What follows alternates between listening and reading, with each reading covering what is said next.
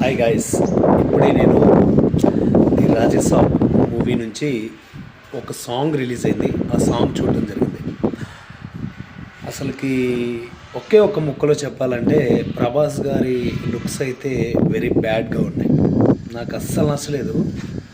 ప్రభాస్ అన్నని ఇంత దారుణంగా చూపిస్తున్నారు ఏంట్రా, అసలుకి అవసరమా అనేంతలో ఉంది ఆ లుక్ అయితే.